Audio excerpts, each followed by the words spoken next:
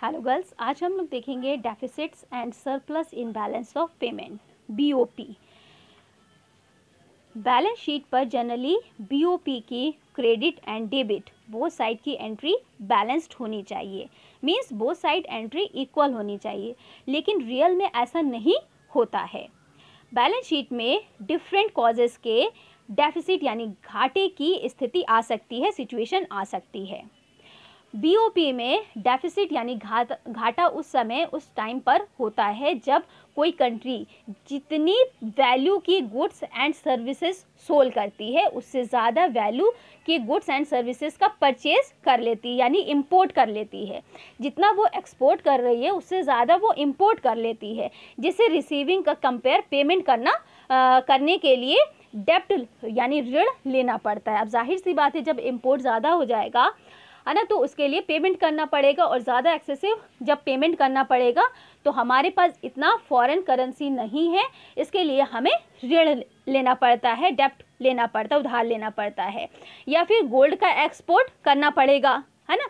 इसके लिए इंपोर्ट में कमी करनी पड़ भी सकती है कि इतना ज़्यादा अगर इंपोर्ट हो रहा है पेमेंट करना पड़ेगा, तो उसके लिए हमें इंपोर्ट में भी कमी करनी पड़ेगी। तो बैलेंस ऑफ पेमेंट में सरप्लस, अगर हम सरप्लस देखें, उस समय होता है जब उसके पेमेंट के कंपेयर, जो हम पेमेंट कर रहे हैं उसके कंपैरिजन में रिसीविंग इतनी ज़्यादा होती है जो उसके इंपोर्ट के लिए किए गए खर्च के बाद भी बच जाता है। यहाँ पर क्या हो रहा है कि रिसीविंग बहुत ज़्यादा हो रही है, यानी कि हम एक्सपोर्ट कर रहे हैं, एक्सपोर्ट से हमें रिसीविंग फॉरेन करेंसी हमारी कंट्री में आ रही है, रिसीविंग ज़्यादा हो रही है। तो अगर हम लॉन्ग टर्म की बात करें, दीर्घकाल की बात करें, तो लॉन्ग टर्म के लिए बैलेंस ऑफ पेमेंट में डेफिसिट यानी कि घाटा और एंड सरप्लस का होना इकोनॉमी के लिए अच्छा नहीं माना जाता है। फॉर्मूला अगर हम इसका देखें बैलेंस ऑफ पेमेंट का, तो B = R minus P। B यहाँ पे इंडिकेट कर रहा है बैलेंस ऑफ पेमेंट को, BOP को। R = मीन्स रिसीविंग जो अदर कंट्री से हम कर रहे हैं। Then P = means payment to other country. So अगर रिसीविंग ग्रेटर देन P होगी तो फेवरेबल बैलेंस ऑफ पेमेंट होगा, रिसीविंग लेस देन P होगी तो अनफेवरेबल बैलेंस ऑफ पेमेंट होगा। अगर R इक्वल होगा P के तो इक्वल बैलेंस ऑफ पेमेंट होगा।